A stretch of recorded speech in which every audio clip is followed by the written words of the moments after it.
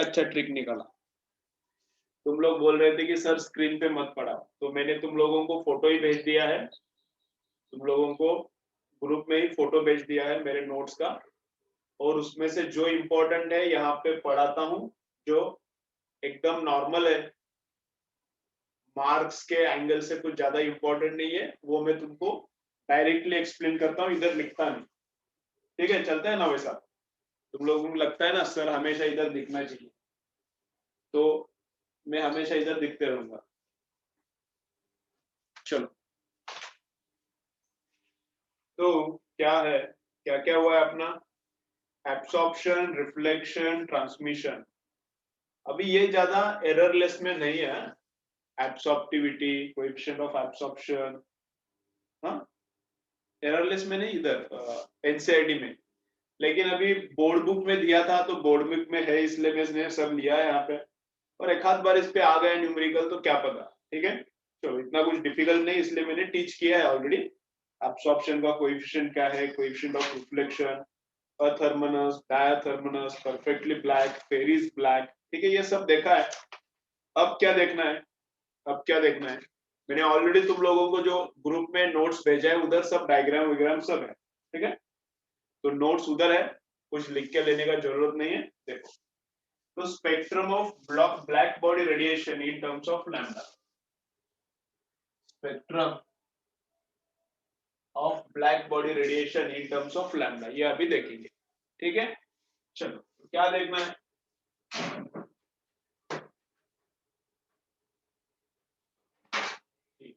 Vaishnavi, thermodynamics complete किया कि नहीं किया? थर्मोडायनेमिक्स, अवंती तेरा भी लास्ट लेक्चर मिस हुआ था, और किसी का हुआ होगा तो मुझे याद नहीं है, लेकिन इन दोनों का हुआ था। किया कि नहीं किया thermodynamics, Vaishnavi and Avanti? Very good, अच्छा है। और इसने अवंती किया, वेरी गुड। कंप्लीट करते जाओ, कुछ भी पीछे मत छोड़ो।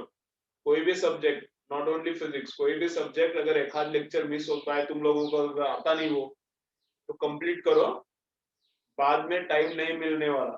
ठीक है, एग्जाम मोस्टली मई या फिर जून में होने वाला है, एग्जाम मोस्टली मई या फिर जून में, उसके तो बाद जाने वाला नहीं, ऐसा इंडिकेशन आ रहा है। अभी फाइनलाइज तो नहीं हुआ, लेकिन ऐसा इंडिकेशन आ रहा है।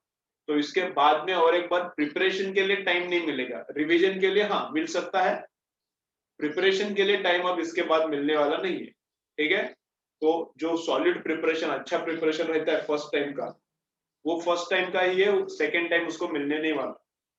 तो अच्छे से प्रिपेयर करो। हाँ, रिवीजन तो अपना चल रहा है, बहुत सी बात, तो वो उसके लिए लेकिन टाइम कम मिलता है। तो जितने भी टॉपिक्स हुए अब तक कंप्लीट करके ले लो। ठीक है, तो इस वीक में क्या क्या करना है एक बार बोलो मुझे, जिनका हुआ नहीं है इस वीक में क्या क्या करना है मुझे बोलो, एक एक टॉपिक ले लो, कंप्लीट करके ले लो इस वीक में। ठीक है, ठीक है, चलो। तो स्पेक्ट्रम ऑफ ब्लैक बॉडी चल रहा है, ये क्या है मैं बताता हूँ, पहले ग्राफ ड्रॉ करेंगे, क्या है बताता हूँ मैं। ठीक है, तो ये है ई लैम्बडा, लिखते हैं इसको, ई लैम्बडा क्या है बोलता हूँ, वर्सेस लैम्बडा, ई लैम्बडा वर्सेस लैम्बडा। ठीक है, अब ये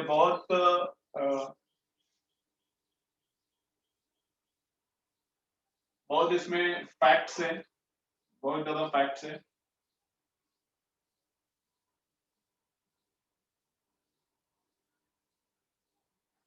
ठीक है, ये ऐसा ग्राफ है, ये है 1000 केल्विन के लिए, ये है 1250 केल्विन के लिए, ये है 1450 केल्विन के लिए।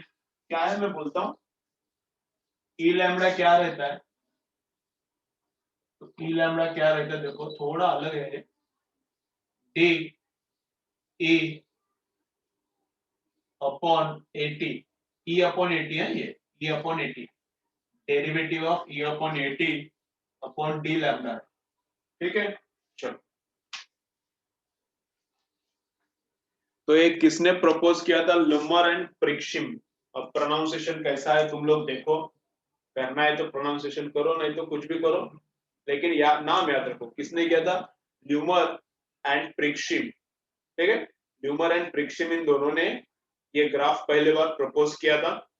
तो क्या बोलता है इधर, तो क्या बोलता है देखो अभी तक क्या बोलता है, इन्होंने एनर्जी एमिटेड वर्सेस लैम्बडा एक ग्राफ निकाला है।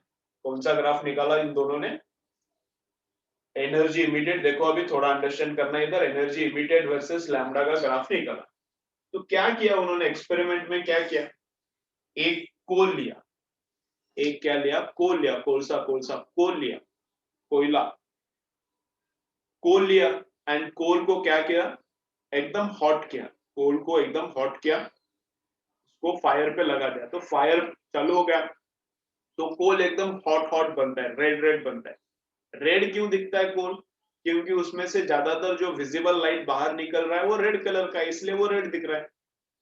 कोल का कलर रेड क्यों है, हॉट हीट करने के बाद, after heating coal becomes red because visible light coming from coal is red, therefore it looks like reddish। तो वो रेड दिख रहा है क्योंकि उसमें से बहुत ज्यादा रेड कलर का लाइट आ रहा है, ठीक है।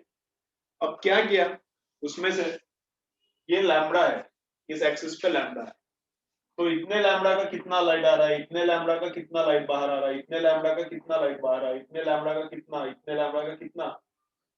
तो हर एक लैम्बडा उसमें से बहुत सारा वेवलेंथ आएगा, ऐसा नहीं कि बस रेड ही आता है, ब्लू भी आते रहता है लेकिन बहुत कम आता है, इसलिए दिखता नहीं।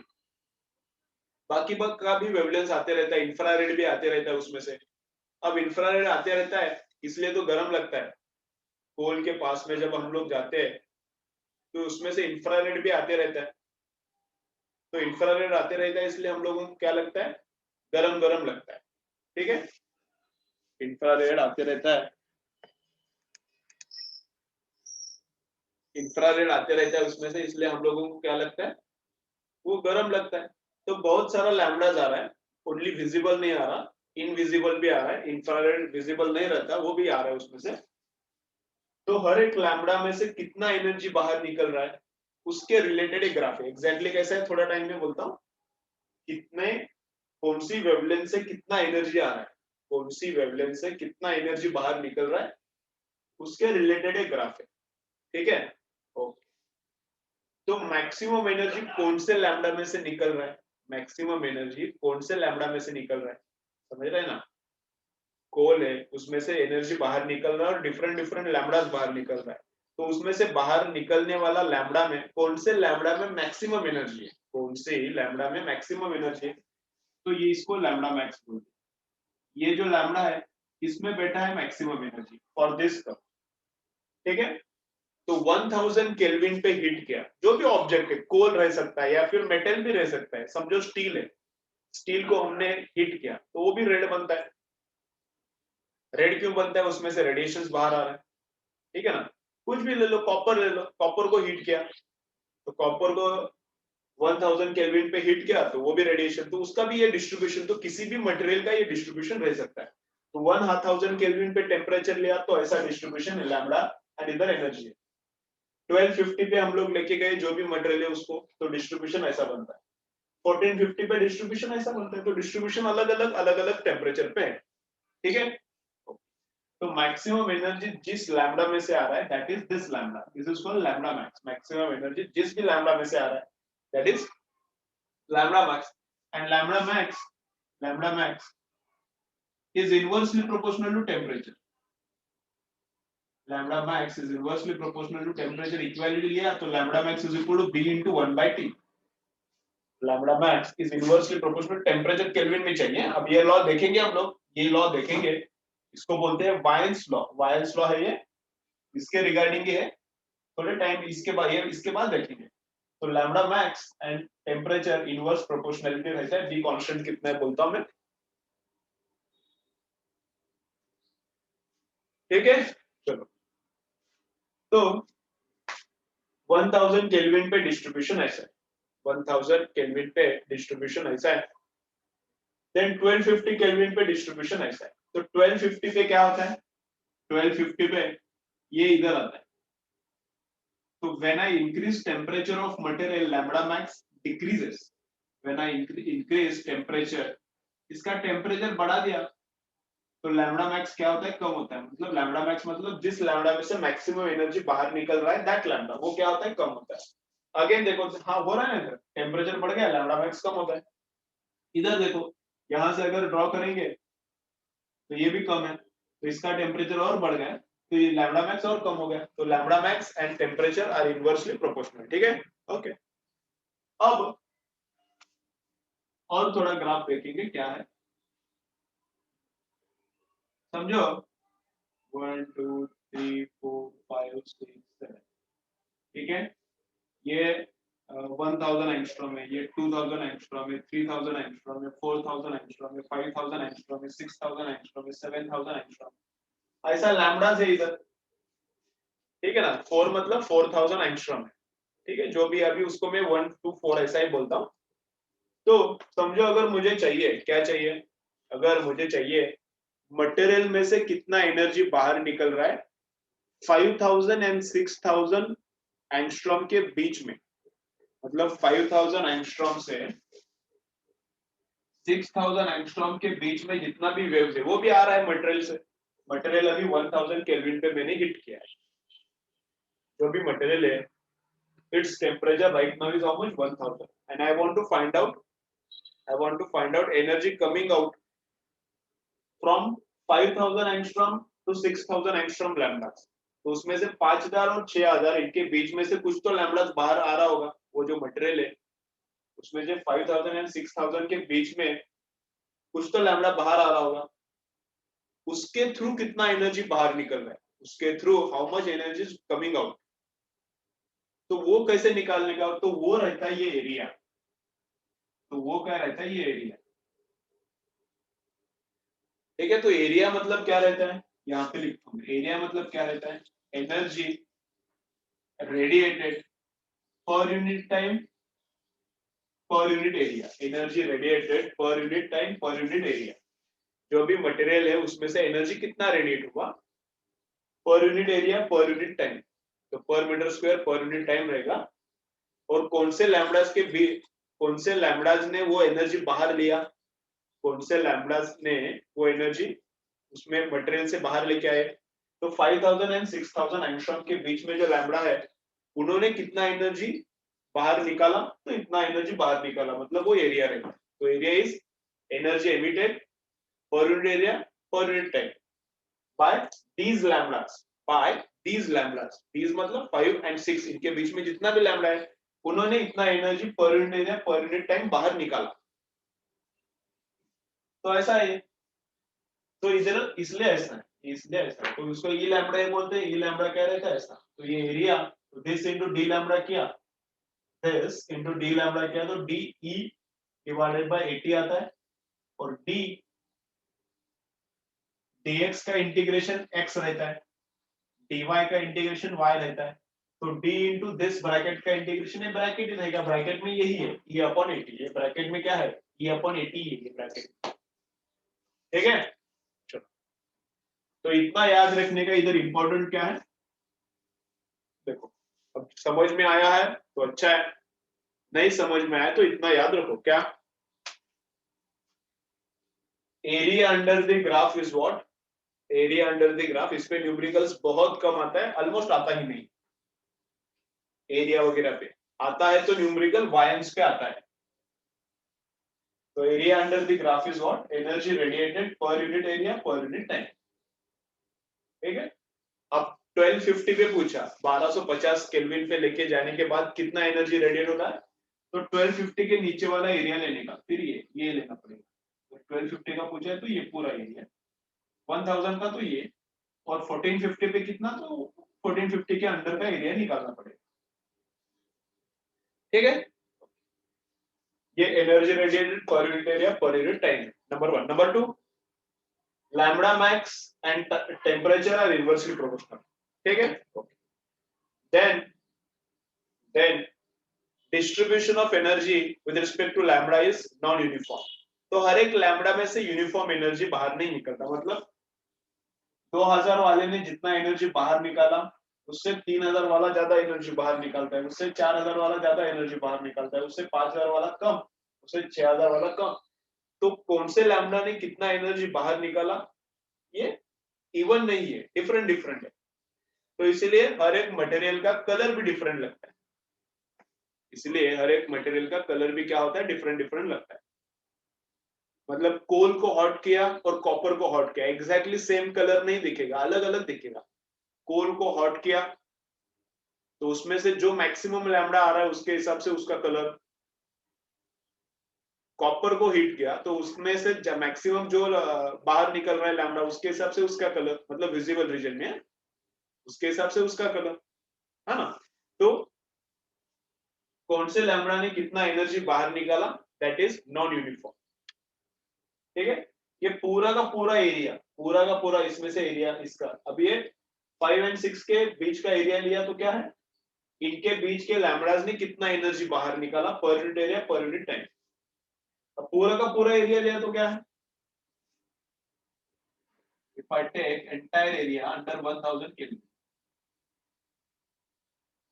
if I take entire area under 1000 Kelvin, 1000 Kelvin का जो भी कर्व है उसके नीचे का पूरा एरिया लिया तो क्या होगा, it is energy radiated per unit area per unit time by all the wavelengths.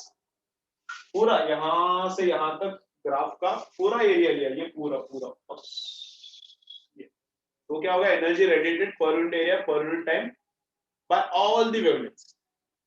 इन वेवलेंथ्स ने कितना निकाला तो इसके नीचे का एरिया, ऑल वेवलेंथ्स ने कितना निकाला तो पूरा एरिया।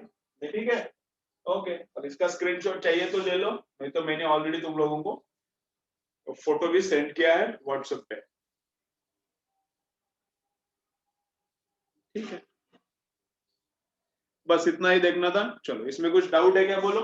इस पे ज्यादा न्यूमेरिकल्स आता नहीं, न्यूमेरिकल्स आता है वाइंस पे, वाइंस को सेपरेटली भी देखना है। चलो, इसमें कुछ डाउट है क्या, बोलो, नहीं तो आगे जाएंगे। चलो बोलो फटाफट, चाहिए तो स्क्रीनशॉट मारो तुम्हारे हिसाब से।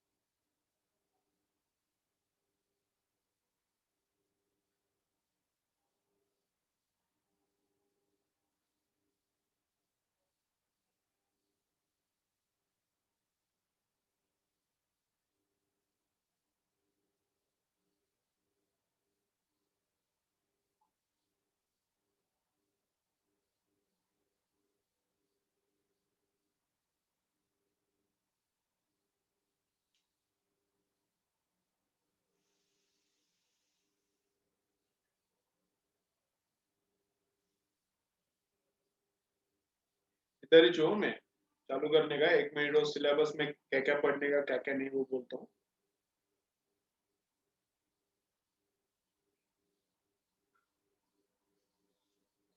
तो देखो जरा, यहाँ पे एक एक्स्ट्रा पॉइंट दिया है, मैंने उस लिस्ट में इंक्लूड नहीं किया है। तो ये जो पार्ट है, ये जो पार्ट कौन सा वाला, कौन सा वाला, अब इसके बाद में जो पढ़ाने वाला हूँ इसके बाद, अब पढ़ाने के बाद ही बोलता हूँ, फिर आप कुछ बोलने का बाद में बोलता हूँ। चलो बाद में बोलता हूँ। मतलब एक पार्ट है वो रीड करने का नहीं है एररलेस में से, तुम लोग रीड करोगे तो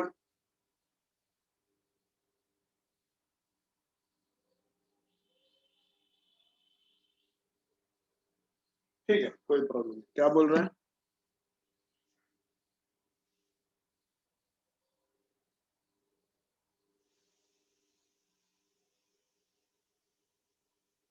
बी किधर है, क्या बोल रहे हैं, b is what in lambda max नेट स्लो आहे इकडे।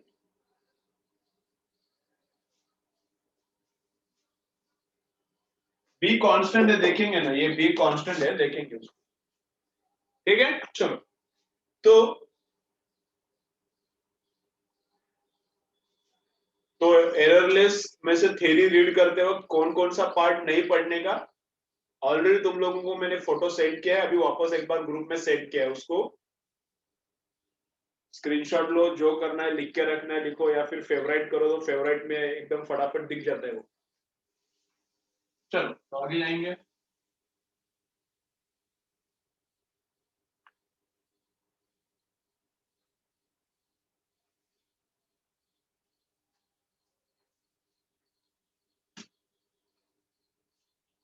देखो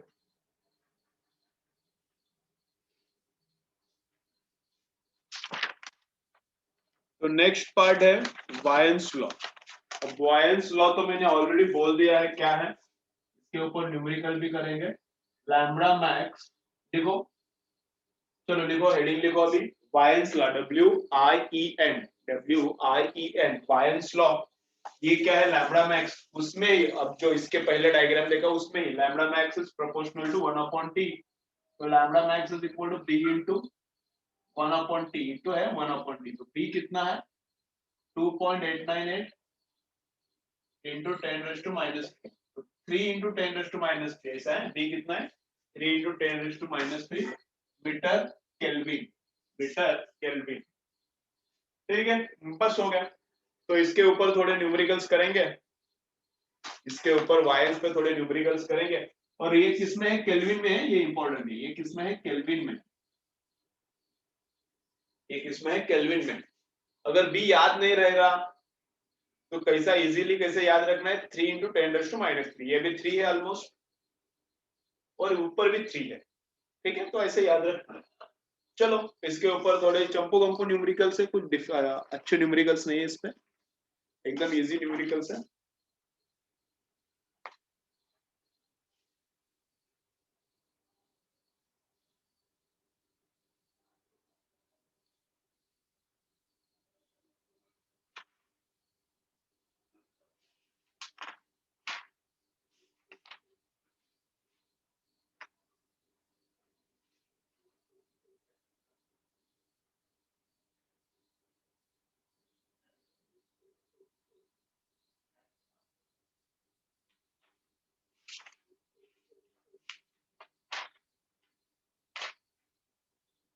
चलो क्या बोल रहे हैं, चलो देखो क्या बोल रहे हैं। अब ब्रेक के बाद क्या करो, एक काम करेंगे, ब्रेक के बाद क्या करो, तुम्हारा एररलेस लेके बैठो, उसमें से क्या नहीं पढ़ने का जरा बोलता हूँ। मैंने जितना लिखा है उसमें उससे भी और थोड़ा ज्यादा ना पढ़ने का पार्ट है, वो पढ़ा नहीं तो चलता है। तो ब्रेक, ब्रेक में मुझे क्या बोलो, बोलो।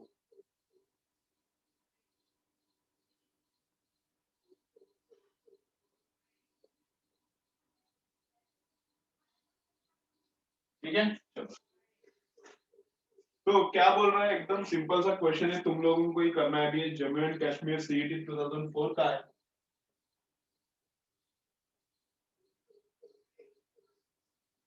क्या बोलता है देखो इधर,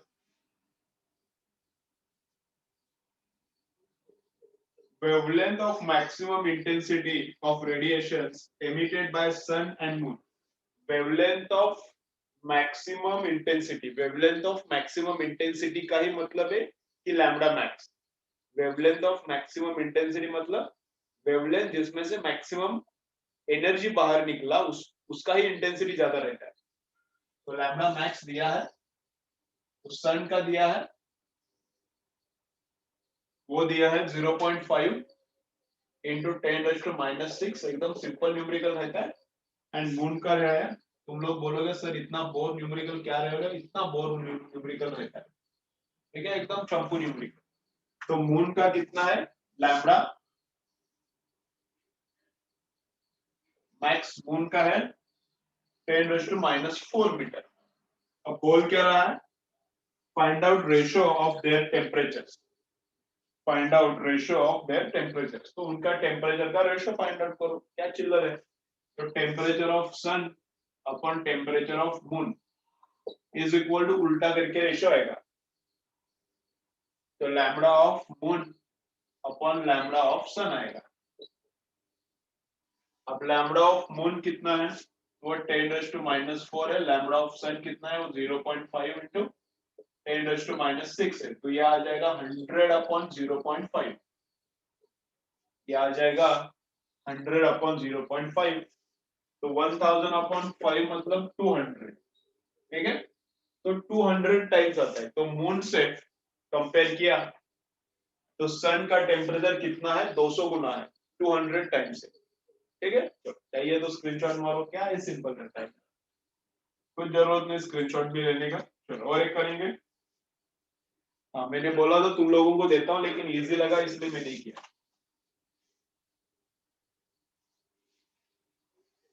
नेक्स्ट क्या है, KCET 2007। चलो, temperature of sun is 5500 kelvin. Temperature of sun is 5500 kelvin.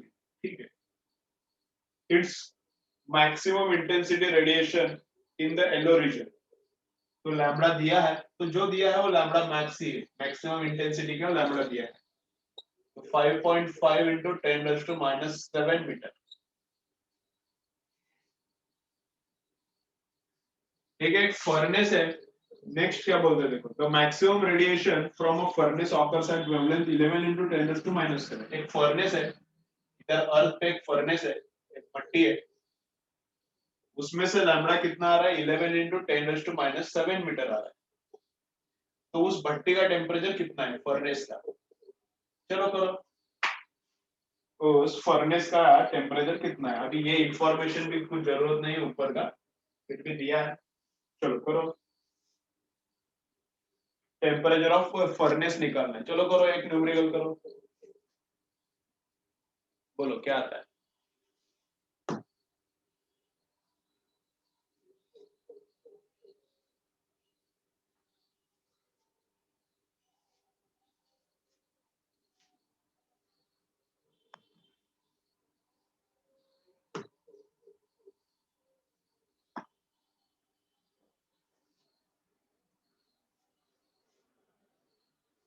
बोलो रे फटाफट, क्या चल रहा है तुम्हारा।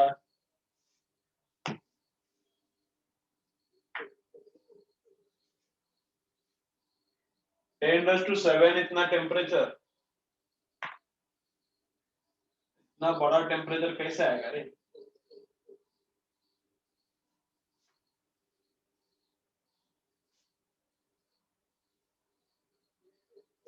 चलो बोलो, क्या कैलकुलेशन भी करने का जरूरत नहीं है, क्या उत्कर्षा सो रही है क्या, क्या कैलकुलेशन चल रहा है रे तुम्हारा, ऐ हैं क्या कर रहे हैं ये कैलकुलेशन। हाँ करेक्ट है, साइली करेक्ट है, प्राची करेक्ट है।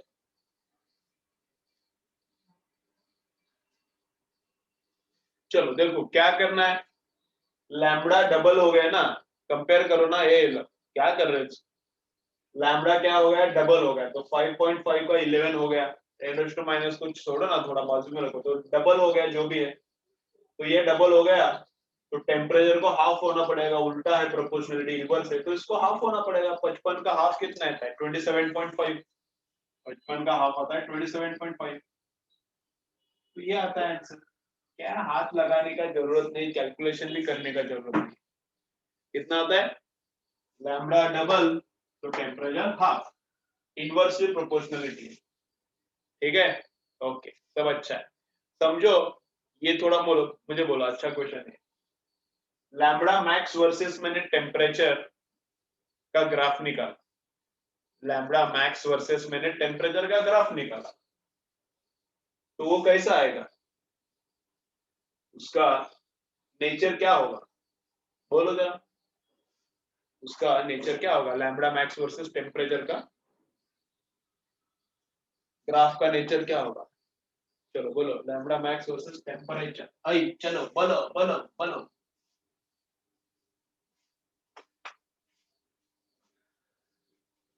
बाबू बाबू बाबू बाबू, 3 आंसर्स आए हैं, स्ट्रेट लाइन। कृष्णा बोल रहा है निगेटिव इंक्लाइन, निगेटिव इंक्लाइन ठीक है भाई, लेकिन कैसा, स्ट्रेट लाइन रहेगा क्या, और क्या रहेगा, सर्कल रहेगा, क्या रहेगा।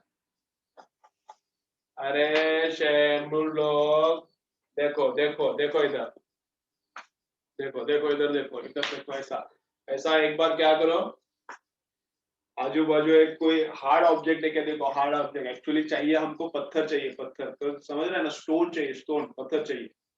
अगर नहीं है तो आजू बाजू देखो कौन सा हार्ड ऑब्जेक्ट है क्या, हार्ड हार्ड चाहिए, और सर पे पटक लो थोड़ा सा, ऐसा सर पे पटक लो,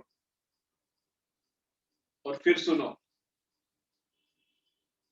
भाई, डायरेक्ट प्रोपोर्शनलिटी रहता है तो स्ट्रेट लाइन रहता है, डायरेक्ट प्रोपोर्शनलिटी है तो स्ट्रेट लाइन रहता है, ओरिजिन से जाने वाला, इधर डायरेक्ट नहीं है, इनवर्स है, इनवर्स है तो क्या रहता है, इनवर्स प्रोपोर्शनलिटी मतलब ग्राफ क्या रहता है, फिक्स रहता है, x y is equal to constant, ये है कौन है देखो, ये तो y इज इक्वल टू क्या लिखता हूं मैं, c अपॉन x, तो ये इनवर्स प्रोपोर्शनलिटी है, तो इसका ग्राफ क्या आता है, क्या आता है इसका ग्राफ, सब लोगों ने स्ट्रेट लाइन लिखा है, वो भी बोल रहे हैं कि ओरिजिन में से जाएगा और स्पेसिफाई किया है, स्ट्रेट लाइन तो है सर लेकिन मुझे उतना ही पता नहीं, मुझे उससे भी ज्यादा पता है सर, वो स्ट्रेट लाइन है और ओरिजिन से भी जाता है, मतलब क्या, स्पेसिफिकली बोल रहे हो, मतलब स्ट्रेट लाइन है उससे भी ज्यादा हमको पता है कि वो ओरिजिन में से जाए, अरे नहीं रे बच्चों, ये हाइपरबोला है, रेक्टेंगुलर हाइपरबोला, कैसा कर रहे हो रे, रेक्टेंगुलर हाइपरबोला है, inverse proportionality is rectangular hyperbola, inverse proportionality is rectangular hyperbola, direct रहता है ना, समझो अगर y is equal to y is proportional to x, तो y इज इक्वल टू क्या आएगा, x मतलब kx आएगा, तो y is equal to kx plus 0, तो y is equal to mx plus 0 type आ रहा है ना, तो ये स्ट्रेट लाइन रहता है, डायरेक्ट प्रोपोर्शनलिटी तो y is equal to kx, k कोई कांस्टेंट है समझो, y is equal to kx plus 0, ये डायरेक्ट प्रोपोर्शनल है, तो 0 है मतलब ओरिजिन में से जाएगा, ये y इंटरसेप्ट है और स्लोप k है, डायरेक्ट प्रोपोर्शनलिटी है तो स्ट्रेट लाइन है, इनवर्स है तो रेक्टेंगुलर हाइपरबोला रहता है, लिख के रखो अच्छे से, लिखो, लिख के रखो, लिख के रखो अच्छे से, ऐसा रे गलती नहीं करने का ऐसा, हाँ कितना बार बताया तुम लोगों को, अब बोलने का नहीं हाइपरबोला, सब इधर अपना तमाशा होने के बाद बोलने का नहीं, वो पुलिस जैसा नहीं करने का, हिंदी मूवी का पुलिस हो पूरा हो गया, चोरी हो गया, फिर वो पुलिस वैसा नहीं करने का, मेरा पूरा आंसर होने के बाद बोलते हैं हाँ तो पहले बोलने का, बाद में आए वाला आंसर में पकड़ता नहीं, पहले नहीं, वो मुझे दिक्कत दिखाई नहीं थी, तो बाद में आया था,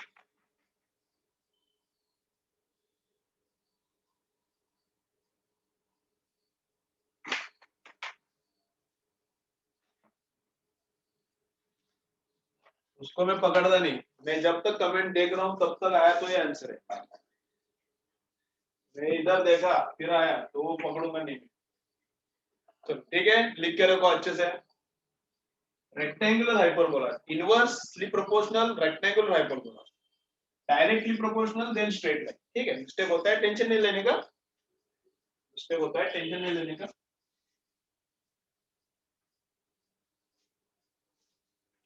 मैं ऐसे बोलता हूँ क्योंकि फिर बाद में बोलोगे नहीं, इसलिए ऐसे बोलता हूँ, ठीक है, निगेटिव मतलब कुछ नहीं रहता, कौन सा मैं स्टाइल बोल पूछा था, निगेटिव इंक्लाइन मतलब क्या है, मैंने स्टाइल बोला था, कौन सा स्टाइल, ओके चलो,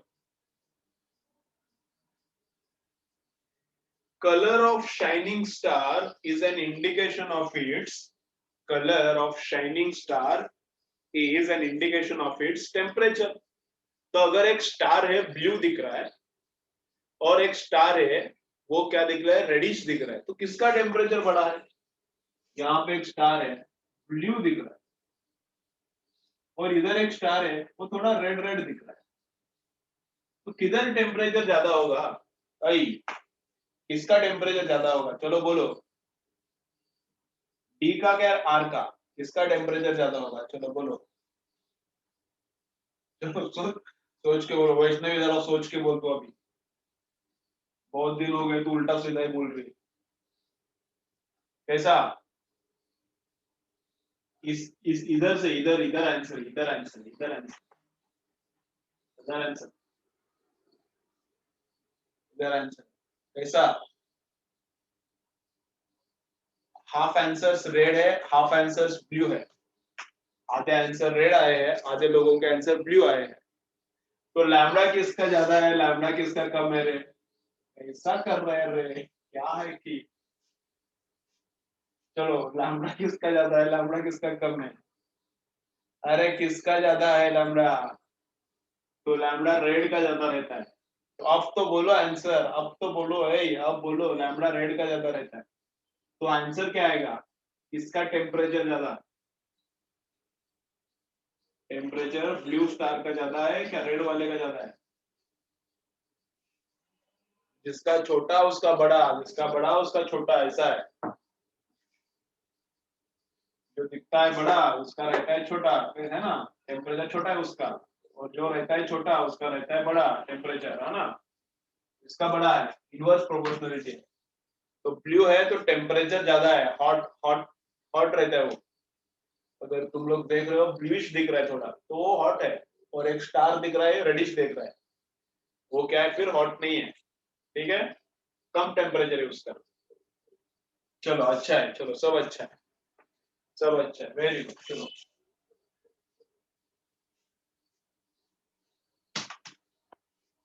चलो, क्या है नेक्स्ट? बस हो गया लग रहा है मुझे। क्या है? then the ratio of surface of temperature of the sun and the north star। कुछ नहीं, सिंपल सिंपल ऐसा ही न्यूमेरिकल से करने में कुछ मतलब नहीं। एक और एक करेंगे, चलो फाइनल। द वेवलेंथ MHCD 2002 का है। MHCD, MHCD मतलब क्या है? इस टाइम बस मेडिकल के लिए सीडी था, इंजीनियरिंग के लिए सीडी नहीं आया था। इंजीनियरिंग के लिए सीडी में जब 12th में था उसके पहले 1-2 साल ही आया था, 2 साल आया था, 2 साल। तो ये एमएच है, बहुत पुराना क्वेश्चन है। देखो क्या बोल रहे हैं, the wavelength of maximum energy released during an atomic explosion was this। एक एटॉमिक एक्सप्लोजन हो गया, उसमें से वेवलेंथ बाहर निकला मैक्सिमम एनर्जी का। तो कितना है उसका लैम्बडा? इतना है 2.93 into 10⁻⁻10। ठीक है, given that Wien's constant is this, find out maximum temperature। तो टेम्परेचर मैक्स फाइंड आउट करो। मैक्सिमम टेम्परेचर, कुछ मैक्सिमम टेम्परेचर बोला लेकिन वैसा कुछ नहीं। Find out temperature of the explosion. Lambda max दिया है और टेम्परेचर मैक्स निकालो बोला है। टेम्परेचर मैक्स का कुछ मतलब नहीं है। लैम्बडा मैक्स दिया है and we have to find out temperature as per the Wien's law. चलो वाइन्स अप्लाई करो, चलो वाइन्स का लॉ अप्लाई करो। चलो बोलो कितना? बोलो एक्सप्लोजन में टेम्परेचर कितना था? अप्रॉक्स बोलोगे तो चलेगा। एक तो आंसर करेक्ट आया होगा, एक तो आंसर करेक्ट आया। कुछ तो अच्छा हुआ, आज दिन बन गया मेरा। एक आंसर करेक्ट आ रहा है, 2 आंसर आए, दोनों करेक्ट है। चलो बाकी लोग बोलो कितना आंसर आता है? अप्रॉक्स करो, कुछ एग्जैक्ट करने का जरूरत नहीं। अप्रॉक्स होता है तो अप्रॉक्स करो। आया होगा, सबका करेक्ट आया, अच्छा है। एटलीस्ट एक तो क्वेश्चन करेक्ट आया आज, उतना तो हैप्पीनेस मिला मुझे, है ना। चलो तो क्या, ये बी कितना है? उतना ही है जितना ये लैम्बडा है, मतलब इसमें ये 2.89 है, ये 2.9 है, तो क्या अप्रोक्सीमेटली सेम है, तो इसको ये कैंसिल हो जाएगा। तो इधर क्या बचेगा? 10⁻⁻10। और इधर क्या मिलेगा मुझे? 10⁻⁻3 और 1/t। तो t इधर आने लाने का, ये 10⁻⁻10 नीचे डाल देगा, तो 10⁻7 होता है। 10⁻7 क्या अप्रोक्सीमेट करो ना, क्या फर्क पड़ता है? थोड़ा डिवाइड करने के बाद क्या हो जाएगा? कितना? 10⁻7। ये 2.8 है, ये 2.9 है, क्या कैंसिल करो? 8 9 ही है वैसे, वो 2.9 ही, ये भी 2.9 है। कैंसिल करो तो इधर डिवाइड करोगे तो कितना? 10⁻7। डिवाइड करोगे तो कितना? 10⁻7। ठीक है, चलो तो नेक्स्ट क्या है? नेक्स्ट क्या है?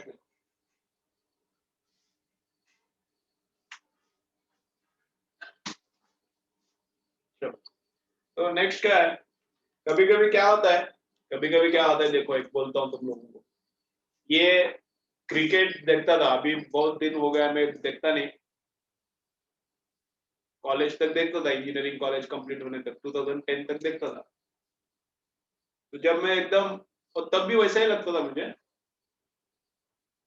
कि बोलते थे कुछ कौन सा ये प्लेयर फॉर्म में है, वो प्लेयर फॉर्म में नहीं है, फॉर्म में नहीं तो वो खेल नहीं सकता।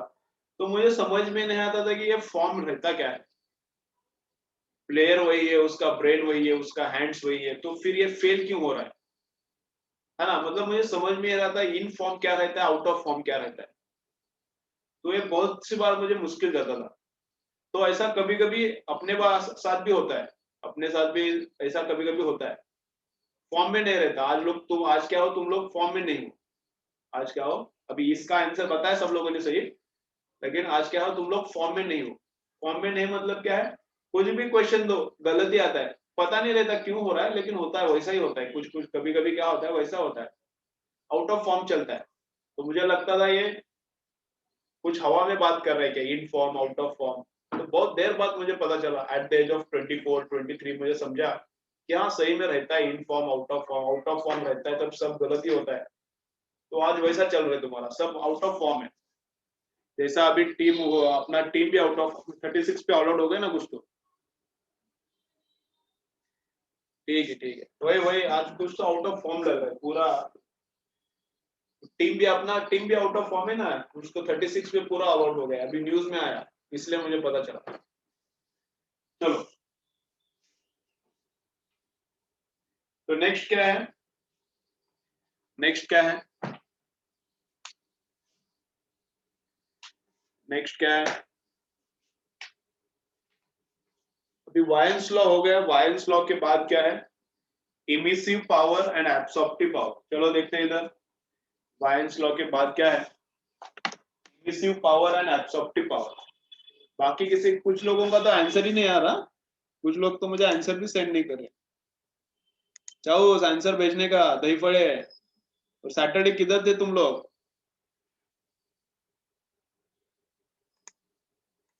चलो रेगुलरली करो लेक्चर्स। चलो क्या बोल रहा है अभी देखो इधर, emissive power and absorptive power. तो इमिसिव पावर का क्या डेफिनेशन है, बहुत बड़ा है ये, मैं लिखता नहीं इधर, बस काम का है उतना लिखता हूँ। बाकी जो डेफिनेशन है तुम लोगों को मैंने उसका फोटो भेज दिया है। It is quantity of radiant energy emitted per unit area per unit time at that temperature. ये क्या रहता है, energy emitted per unit area per unit time, इसको बोलते हैं एमिसिव पावर। समझो एक बॉडी है, ऐसा एक स्फीयर है, क्यूब है, जो भी है चलता है।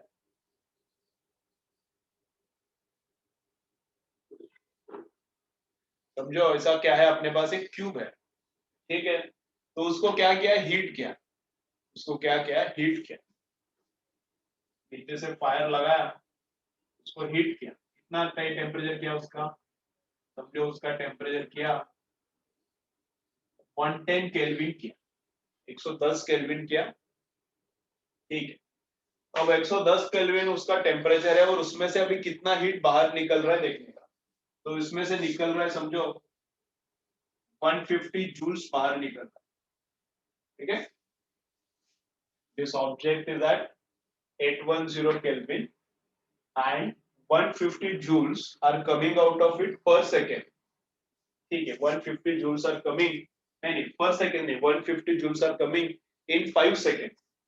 तो 5 seconds में 150 joules आ रहा है, and area of object is 2 meter square। समझ रहे हैं क्या क्या बोला मैंने।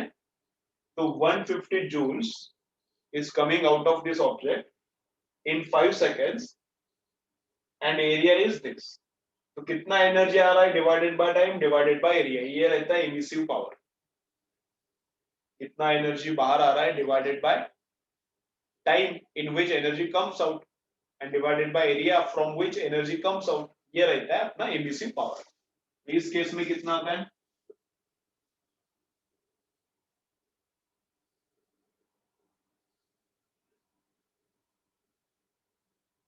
Fifteen joules per metre square per second, है ना। 15 joules per metre square per second, ये रहता है एमिसिव पावर। ये क्या रहता है, एमिसिव पावर, ठीक है। तो एमिसिव पावर का डेफिनेशन हो गया, कुछ ज्यादा इतना काम का नहीं, याद रखो बस। किसके किसके ऊपर डिपेंड करता है? ये टेम्परेचर पे डिपेंड करता है। टेम्परेचर ज्यादा हो गया इसका, ऑब्जेक्ट का टेम्परेचर बढ़ाया तो एनर्जी कमिंग आउट बढ़ जाएगा, गर्म हो जाएगा तो एनर्जी बाहर आने वाला भी बढ़ जाएगा। और किस पे डिपेंड करता है? नेचर पे। ये मटेरियल का नेचर, कॉपर है तो उसी टेम्परेचर पे अलग, स्टील है तो उसी टेम्परेचर पे अलग हीट रेडिएट करेगा, तो नेचर पे। एंड नेचर ऑफ सराउंडिंग पे, सराउंडिंग के नेचर पे भी।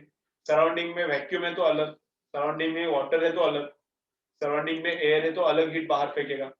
ठीक है, अच्छा। एमिसिव पावर किसका ज्यादा रहता है? सिंपल सिंपल थ्योरी है, ज्यादा इंपॉर्टेंट नहीं है। एमिसिव पावर किसका ज्यादा रहता है? तो black body. Black body absorption में भी परफेक्ट रहता है और एमिशन में भी परफेक्ट रहता है, मैक्सिमम एब्सॉर्ब करता है और मैक्सिमम एमिट भी करता है। Perfectly black body maximum absorb करता है एनर्जी और मैक्सिमम एनर्जी एमिट भी करता है। तो एमिसिविटी और एमिसिव पावर मतलब ये, emissive power is highest for perfectly black body. Normal body के लिए कम रहता है, नॉर्मल बॉडी के लिए क्या रहता है? कम रहता है। ठीक है, तो एमिसिव पावर ये है। तो एमिसिविटी क्या है? तो ये रहता है emissive power of normal body upon emissive power of black body. Black body ने कितना रेडिएट किया, उससे नॉर्मल बॉडी तो कम ही रेडिएट करती है, तो इनका रेशियो है 0.7 आ सकता है, 0.9 आ सकता है, 0.5 आ सकता है। 0.4 आया मतलब ब्लैक बॉडी से कंपेयर किया तो नॉर्मल बॉडी 40% एफिशिएंटली 40% रेडिएट करता है, तो इसको बोलते हैं ई। इसको क्या डिनोट किया है? ई। इसको क्या डिनोट किया है? ई डिनोट किया है। देन नेक्स्ट है एब्सॉर्प्टिव पावर। नेक्स्ट क्या है? Absorptive power. तो ये एब्सॉर्प्टिव पावर क्या है? एंड कोएफिशिएंट ऑफ एब्सॉर्प्शन दोनों सेम ही रहता है। Absorptive power and coefficient of absorption क्या रहता है? सेम। अभी जो मैं बोल रहा हूं, emissive power, emissivity, absorptive power, ये वाला पार्ट एररलेस में से मत पढ़ो, वहां पे थोड़ा कंफ्यूजिंग है। ठीक है, जो मैंने तुम लोगों को सेंड किया है फोटोज उतना ही रीड करो, इतना लिख के रखो, ये वाला एक सेंटेंस लिख के रखो, emissive power, absorptive power and emissivity, do not read this part from error list, नहीं तो कंफ्यूजन हो जाएगा, ज्यादा टाइम पास हो जाएगा ऊपर। लिखो, एक काम लिखो, emissive power, absorptive power and emissivity, do not read this from error list। ठीक है, जितना मैंने पढ़ाया है उतना ही बस है,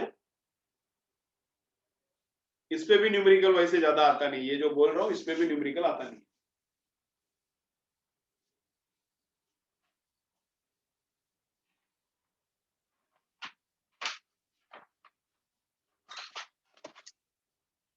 ठीक है, चलो।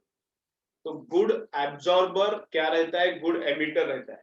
गुड एब्जॉर्बर क्या रहता है? Good emitter. जितना ज्यादा एब्जॉर्ब करता है उतना ही ज्यादा एमिट करता है। ठीक है, चलो।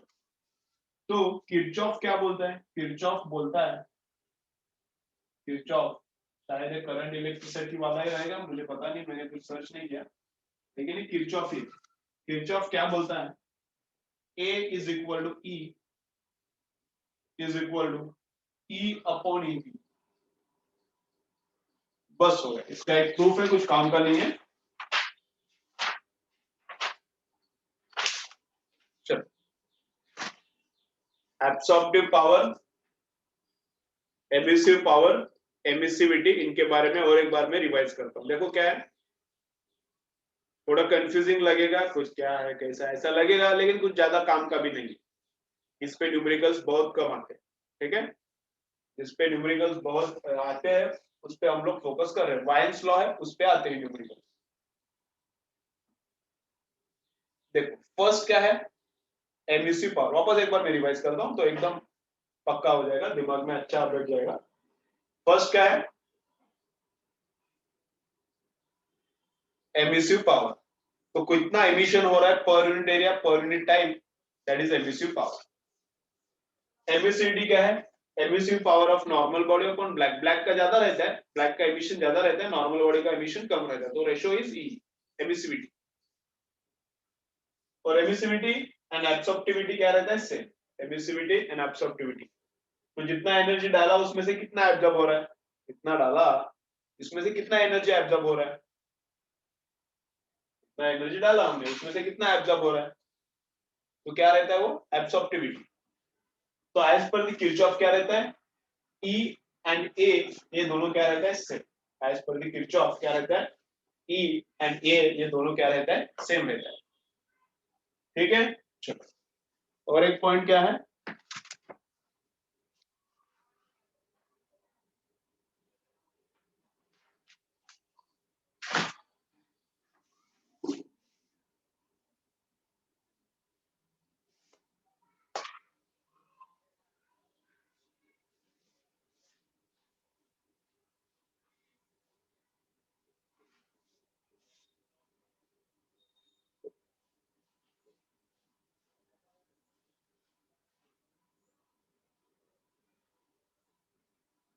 और एक क्या है? Absorptive power and coefficient of absorption दोनों सेम रहता है। एब्सॉर्प्टिव पावर बोला या फिर कोएफिशिएंट ऑफ एब्सॉर्प्शन बोला तो दोनों का मीनिंग एक ही है, क्या? एनर्जी कितना डाला उसमें से कितना एब्सॉर्ब हुआ। Absorptive power and coefficient of absorption दोनों क्या रहता है? सेम रहता है। ठीक है, तो एमिसिविटी नॉर्मल का, नॉर्मल का अपन ब्लैक का इज एमिसिविटी, ये कोई क्या एमिसिव पावर नॉर्मल का अपन ब्लैक का इज एमिसिविटी। एब्सॉर्प्टिव पावर या फिर कोएफिशिएंट ऑफ एब्सॉर्प्शन क्या है? जितना डाला उसमें से कितना एब्जॉर्ब हुआ, और ये दोनों सेम रहता है एज पर द किरचॉफ। तो ये याद रखो, एक आध न्यूमेरिकल आ गया इस पे तो आ सकता है, लेकिन इस पे ज्यादा न्यूमेरिकल्स नहीं है। ठीक है, चाहिए तो स्क्रीनशॉट मारो, वैसे मैंने तुम लोगों को ये सेंड किया है। चलो चाहिए तो स्क्रीनशॉट मारो।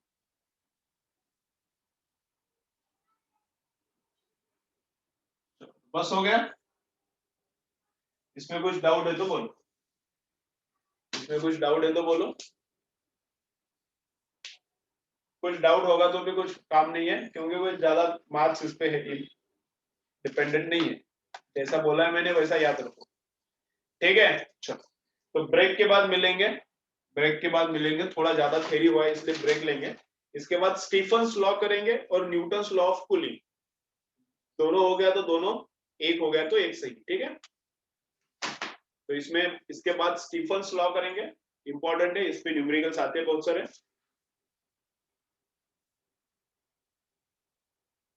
तो ब्रेक में क्या करो, जितना मैंने फोटोज भेजा है ग्रुप में, जितना मैंने फोटोज ग्रुप में भेजा है वो क्या करो, रीड करो। ग्रुप में जितना मैंने फोटोज भेजा है मेरे नोट्स का, वो क्या करो, रीड करो, जितना पढ़ा है उतना वाला।